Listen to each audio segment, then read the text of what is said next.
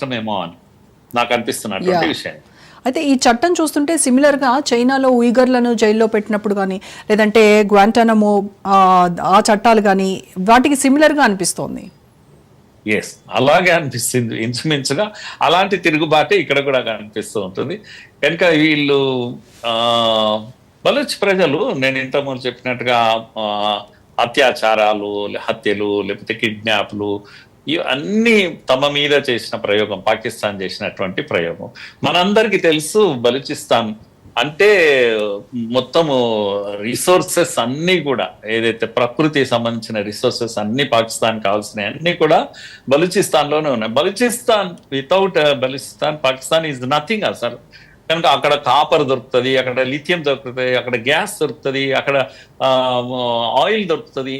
ఎన్ని resources, natural resources అన్ని ఉన్నటువంటి పాకిస్తాన్, బలూచిస్తాన్ ఇదంతా కూడా పంజాబ్ దోపిడీ చేస్తుంది, చైనాకు అమ్ముకుంటుంది. ఇదంతా కూడా అమ్ముకొని వాళ్ళు ఎంజాయ్ చేస్తున్నారు. వాళ్ళు ప్రపంచం అంతా తిరిగి భూములు కొంటున్నారు, కోటీశ్వర్లు అవుతున్నారు, హ్యాపీ లైఫ్ వాళ్ళు లీడ్ చేస్తున్నారు.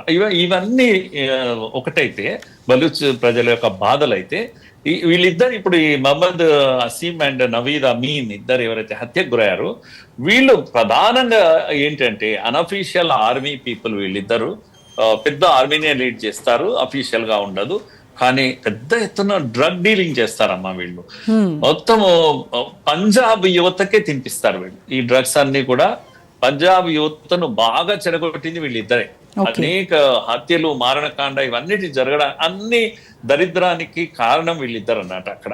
అందుకని కసిగా చంపేశారు. మా పిల్లలు చెడగొడతారా మీరు, పైనుంచి డ్రగ్స్ తెచ్చి మా వాళ్ళకి తినిపిస్తారా అని చెప్పేసి ఆ కోపంతో కూడా మొత్తం పాకిస్తాన్ చెడగొట్టిన వాళ్ళు వీళ్ళు. ఇదంతా కూడా ఏమంటాం అన్డిక్లేర్డ్ ఆర్మీ.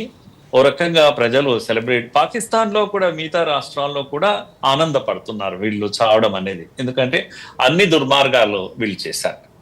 కనుక దీని యొక్క తీవ్ర రూపము ఫైనల్ గా మనము బలూచిస్తాన్ స్వాతంత్రము, రిపబ్లిక్ ఆఫ్ బలూచిస్తాన్ ఏదైతే ప్రకటించుకున్నారో అది కళ్ళతో చూసేంత వరకు వాళ్ళు వదరు, లేదా వాళ్ళు మొత్తం బలూచ్ ప్రజలందరూ మట్టిగా అరవాల్సిందే. ఏదో ఒకటైతే తేలిపోతుందమ్మా. అయితే మురళి గారు, మీరు అన్నట్టుగా ఇప్పటికే బలూచిస్తాన్లో చాలా సమస్యలు ఉన్నాయి. వాటిలో మేజర్గా చూస్తే ప్రజలు అదృశ్యం అవడం అనేది, అంటే 15-20 ఏళ్లుగా అదృశ్యం అయిపోయి వాళ్ళు బతికున్నారో చనిపోయారో వాళ్ళ జాడ తెలియక కుటుంబ సభ్యులు నరక యాతన అనుభవిస్తూ ఉన్నారు. సో అలాంటి వాళ్ళ జీవితం ఇంకా దుర్భరంలోకి నెట్టివేయబడుతుందేమో ఇలాంటి చట్టాలతో. తప్పకుండా బలూచిస్తాన్ లో జరగబోయేది అదే. నేను అనుకుంటాను ఇప్పుడు రైట్ టైం ఇంటర్నేషనల్, అంతర్జాతీయ సంస్థలు, పౌర హక్కులు, మానవ హక్కులు మాట్లాడే వాళ్ళందరూ కూడా ఇప్పుడు ఇన్వాల్వ్ కావాల్సినటువంటి సమయం వచ్చేస్తుంది. పాకిస్తాన్ కు నేను అనుకుంటాను దీనివల్ల పాకిస్తాన్ గడ్డు కాలం వస్తుంది. ఎందుకంటే ఈ మారణ హోమం అనేది అంతగా చూస్తూ ఊరుకునేది ఏమి కాదు సమాజం. కనుక నేను అనుకుంటాను ఇది ఒక రకంగా వినాశకాలే విపరీత బుద్ధి అంటే అంటాం కదా, అలాంటి ఒక బుద్ధి పాకిస్తాన్ కు పుట్టినట్టుంది. ఈ విపరీత బుద్ధి కారణంగా నష్టపోయేది మళ్ళా చివరకు పాకిస్తాన్. ఇందులో కొంతమంది ప్రాణత్యాగాలు బలూచ్ ప్రజలు చేస్తారు, అది మనం చూస్తాము. కానీ చివరగా నష్టపోయేది మాత్రం విపరీతాలు చేయడం వల్ల పాకిస్తాన్ నష్టపోతుంది. మరింత ముక్క చెక్కలు అన్నా కావాలి, లేదంటే సర్దుకొని బలూచ్ ప్రజలకు స్వేచ్ఛనన్నా ఇవ్వాలి. చివరకు అంతవరకు వెళ్తుందని అనిపిస్తుంది నాకు. అంటే ఈ కొత్త చట్టం రావడం వల్ల ఇంకా బలూచిస్తాన్లో వేర్పాటువాద గ్రూపులు ఏర్పడడం కావచ్చు, ఇంకా ప్రజల్లో కూడా ఆగ్రహవేశాలు ఇంకా పెళ్లిబుక్కేటువంటి ప్రమాదం లేదా? అదే అంటున్నాను నేను. ప్రజల్లో ఆగ్రహం ఇప్పటికే, అందుకే కదా వీళ్ళను హత్య చేసింది. ఆ ఆగ్రహంతోనే, ఆ కోపంతోనే చేశారు. కనుక ఇవి ఇంకా పెరిగిపోతాయి, తిరుగుబాటు యొక్క రూపం మారిపోతుంది. ఇప్పుడు క్వెట్టాకు ఆల్మోస్ట్ పెద్ద నగరాలన్నీ వీళ్ళ చేతిలోకి వచ్చేసాయి. ఇంకా క్వెట్టాకు ఒక 30-40 కిలోమీటర్ల దూరంలో ఉన్నారు. రాజధాని నగరాన్ని వీళ్ళ చేతిలోకి. ఇప్పుడు ఇంటర్నల్ సెక్యూరిటీ అంటామమ్మా. ఇప్పుడు ఎక్కడ మన దేశంలో ఉదాహరణకు నక్సల్ ఇష్యూ జరుగుతుంది, ఇది ఇంటర్నల్ సెక్యూరిటీ. కనుక మన ఆర్మీ వెళ్ళింది, డీల్ చేస్తుంది ఏదో పద్ధతులు. ఇప్పుడు రాబోయే రోజులలో, ఇప్పుడు త్వరలో మనకు కనిపించేది బలూచిస్తాన్ లో ఇంటర్నల్ సెక్యూరిటీ కాదు, it is direct war between Pakistan and Balochistan. అంటే within a state, within a country, రెండు వీటి మధ్య యుద్ధం జరగబోతుంది. మనం ఇది ఊహించలేము. ఉదాహరణకు తమిళనాడు వర్సెస్ ఇండియా, లేకపోతే తమిళనాడు వర్సెస్ ఆంధ్రప్రదేశ్ యుద్ధము, ఇది ఊహించుతామా మనం? It is beyond our imagination, but it is happening in Pakistan. Balochistan versus Punjab, Balochistan versus Pakistan, ఇంత దూరం వెళ్ళిపోతాం కనుక ఇది ఎక్కడ సంభవించదు, ఇది అసాధ్యం. మొత్తం ఒక నేషనల్ ఆర్మీ మొత్తము ఒక రాష్ట్రం పైన పగబట్టి కూర్చోవడం అనేదే విపరీతం. ఇది కనుక ప్రపంచ ప్రజలు ఏమంటాం ఇంటర్నేషనల్ ఆర్గనైజేషన్స్ అన్ని కూడా వెంటనే చొరవ చూపాల్సి వస్తుంది, రక్తపాతాన్ని ఆపాల్సి వస్తుంది. ఏదో ఒకటి అయితే తేలిపోతుంది ఇది. అంటే ఇప్పటికే ఆమ్నెస్టీ ఇంటర్నేషనల్ కావచ్చు, హ్యూమన్ రైట్స్ వాచ్ ఇలాంటి సంస్థలు ఇప్పటికే దీన్ని తీవ్రంగా వ్యతిరేకిస్తున్నాయి. సో అవి ఇంకాస్త ఒక అడుగు ముందుకేసి దీనిపైన ఏదైనా ఒక కొలికొచ్చేలాగా డెసిషన్ తీసుకోగలవంటారా, ఒత్తిడి తీసుకురాగలవా పాకిస్తాన్ ప్రభుత్వం పైన? తప్పకుండా అది తప్పదు.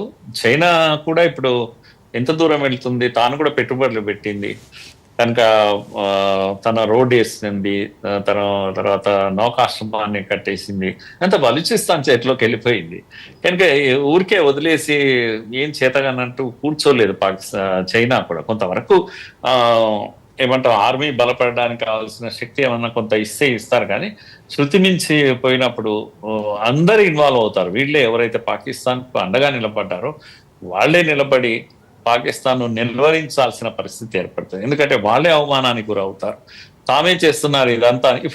గమ్మత్ ఏంటంటే చైనా ఎంకరేజ్ చేస్తా ఉంది, అమెరికా కూడా ఎంకరేజ్ చేస్తుంది పాకిస్తాన్ కనుక ఇది ఓపెన్ సీక్రెట్, ఇది ప్రపంచానికి అంతా తెలుసు. అమెరికాకి ఇలాంటివంటే చాలా ఇంట్రెస్ట్ కదా సార్, మనందరికీ తెలిసిందే కదా, అన్ని దేశాల మధ్య పుల్లలు పెట్టడం, అడ్వాంటేజ్ తీసుకోవడం, అందులో నుంచి ఏదైనా వస్తే ఇంత ఆయుధాలు అమ్ముకోవడం, వీళ్ళ వ్యాపారం అంతా ఇదే కదా. కనుక ఇప్పుడు వాళ్ళకి వచ్చిన ప్రాబ్లం ఏంటంటే ఏం చేస్తారు, ఆయుధాలు ఇచ్చి చిన్న రాష్ట్రం పైన యుద్ధం చేయిస్తారా, కనుక రక్తపాతం చేయిస్తారా, ఎంత రక్తపాతం చేస్తారు. కనుక ఇది ఒక సాచురేషన్ అంటాం దీన్ని, సాచురేషన్ వచ్చేసింది.